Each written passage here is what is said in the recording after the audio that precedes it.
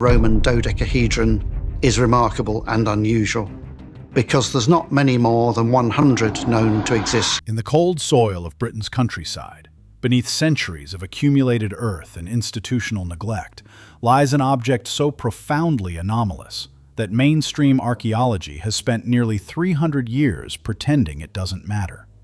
The Roman dodecahedron, a geometric impossibility, a Bronze Age artifact that shouldn't exist in Roman hands. And when the latest discovery emerged in 2023, sealed in ritual context with traces of blood and ceremonial plants, the academic establishment didn't celebrate this breakthrough. They tried to bury it. Because this object, friends, isn't just a curiosity. It's evidence of a knowledge system that predates Rome, that threatened the empire's spiritual monopoly, and that reveals a truth so uncomfortable that even today, scholars would rather dismiss it than confront what it means. The geographic anomaly. Let me start with a question that should trouble anyone who thinks critically about the past. Why do we find over 130 of these intricate bronze objects scattered across the remote frontiers of the Roman Empire, in Gaul, in Germania, in the windswept edges of Britannia, but not a single authenticated example from Rome itself? Not in the Forum, not in Pompeii, not in any of the heartland cities where Roman civilization supposedly flourished. This isn't a minor gap in the archaeological record. This is a screaming anomaly that conventional scholars have conveniently ignored for 3 centuries. The distribution pattern tells us something profound. These dodecahedrons cluster in regions that Rome conquered relatively late, territories where Celtic and Germanic cultures had deep roots, where the old ways persisted beneath the veneer of Roman administration. The Rhineland, northern Gaul, southern Britain. These weren't the cosmopolitan centers of empire. These were liminal zones, borderlands where Roman authority was negotiated rather than absolute, where indigenous practices survived in the shadows. And here's what truly fascinates me. Not one dodecahedron has ever been found in a context that suggests Roman manufacture or Roman use. No workshops, no mentions in any Roman text, and believe me, the Romans documented everything from their sewage systems to their military sock supplies. The silence is deafening. It's as if these objects existed in a parallel cultural reality, invisible to official Roman society, yet profoundly important to the people who actually possessed them. The failed explanations. Now, whenever archaeology encounters something it cannot easily categorize, it reaches for the mundane, the prosaic, the safe explanation that requires no radical rethinking of established narratives. And the dodecahedron has collected these boring theories like barnacles on a ship's hull. Knitting tools. This is perhaps the most insulting suggestion ever advanced by academic archaeology. The idea that sophisticated Bronze Age metalworkers, people who could create objects of stunning geometric precision, would go to the enormous effort of casting these complex forms just to help Roman matrons make socks. Never mind that the holes are different sizes, irregularly spaced, and would create the most impractical knitting device imaginable. Never mind that not a single thread, fiber, or textile fragment has ever been found in association with a dodecahedron. The theory persists because it's comfortable, domestic, trivial. It makes the anomaly disappear. Then there's the candle holder hypothesis, equally absurd. These objects are too small, too unstable, and too valuable to serve as simple lighting implements. Some have proposed they were used for calibrating water pipes or as surveying instruments, rangefinders for military engineers. But again, where is the evidence?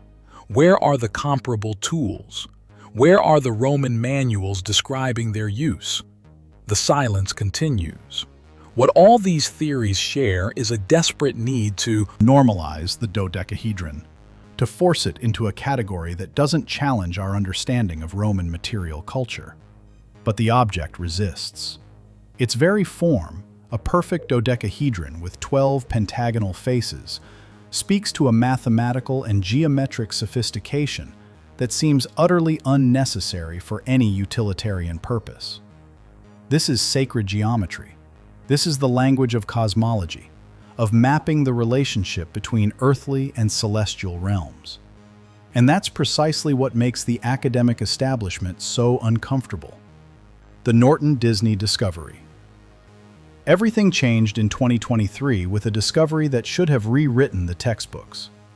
In the quiet Lincolnshire village of Norton Disney, amateur metal detectorists working on private land encountered something unprecedented. A dodecahedron, yes, but this one wasn't a random field find.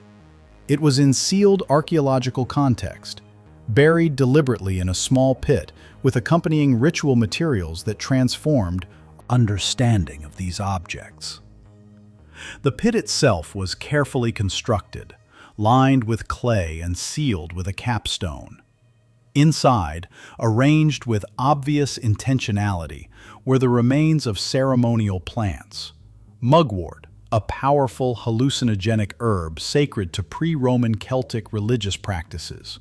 Yarrow, associated with divination and communication with the spirit world, and traces of something darker. Residue analysis revealed organic compounds consistent with human blood, deliberately applied to the dodecahedron surface in a pattern that suggested repeated ritual use. This wasn't casual deposition. This was a votive offering, a sacred burial that linked the dodecahedron directly to indigenous religious practices that Rome officially suppressed. The metallurgical tests revealed something equally startling. The bronze composition didn't match standard Roman alloy formulas. Instead, the metal showed trace elements and ratios more consistent with earlier Bronze Age Celtic metalworking traditions, suggesting these objects were either ancient heirlooms or were deliberately manufactured using pre-Roman techniques even during the Roman period. The implications are staggering. We're looking at material evidence of a persistent underground religious tradition, a mystery cult that preserved ancient knowledge and practices beneath the surface of Roman Britain. The dodecahedron emerges not as a tool or toy, but as a ritual instrument, possibly used in ceremonies involving altered states of consciousness, divination, or communication with ancestral spirits. The 2025 controversy, and then came 2025, when leaked preliminary findings from ongoing research in Belgium sent shockwaves through the archaeological community. Teams examining dodecahedrons in museum collections using advanced imaging techniques discovered something that had been hiding in plain sight. Microscopic analysis revealed residues in the internal cavities and around the circular holes that pointed to a specific, repeatable pattern of use. The residues contained not just blood, but bone fragments. Human bone fragments, processed and burned, combined with plant alkaloids and mineral compounds in proportions that matched descriptions from fragmentary classical sources describing Celtic necrotic rites. Ceremonies designed to pierce the veil between the living and the dead. The dodecahedrons, it appears, functioned as focal points for these rituals, possibly as containers or conduits through which the boundary between worlds could be traversed. The geometric form itself now takes on profound significance. 12 pentagonal faces, each representing a gateway, each oriented according to precise astronomical alignments.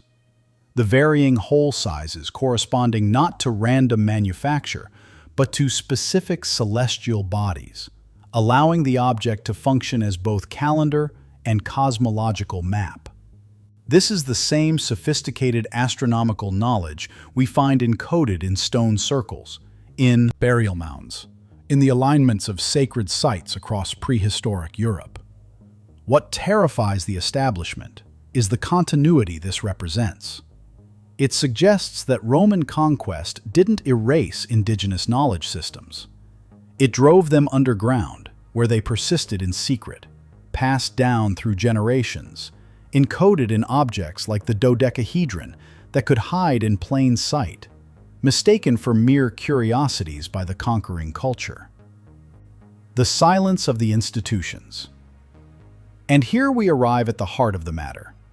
Why has this extraordinary evidence been met with such resistance, such deliberate minimization by mainstream archaeology? Because accepting the dodecahedron as a ritual object, as evidence of a sophisticated pre-Roman knowledge system that survived Roman domination, requires us to completely rethink our triumphalist narrative of classical civilization.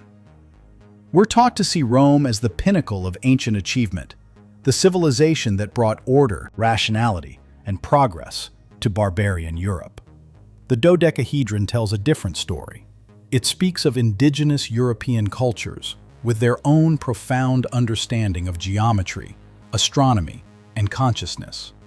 It suggests that what Rome encountered on its frontiers wasn't primitive barbarism, but sophisticated spiritual traditions that Rome couldn't comprehend and therefore had to suppress. This is the pattern we see repeated throughout history. The knowledge keepers, the wisdom traditions that don't fit the approved narrative, they get marginalized, dismissed, erased from the historical record. And when physical evidence emerges that contradicts the official story, when objects like the dodecahedron refuse to conform to our tidy categories, the academic establishment has two choices: genuinely investigate and possibly overturn cherished assumptions, or minimize and ignore. They chose silence. They chose to let these objects gather dust in museum storage, labeled as curiosities of unknown function. Because to truly engage with what the dodecahedron represents would require acknowledging that ancient Europe possessed knowledge systems Rome never understood, spiritual technologies that we in our modern rationalist age have completely forgotten. It would require admitting that conquest doesn't equal cultural superiority, that the victors who write the history books aren't always the most advanced, and that profound wisdom can be preserved in the margins, waiting for those brave enough to look beyond institutional dogma. The Roman dodecahedron is more than a mystery. It's a key to recovering lost dimensions of human consciousness, a bridge to ancestral knowledge that challenges everything we think we know about the ancient world. And that, friends, is precisely why they tried to silence it.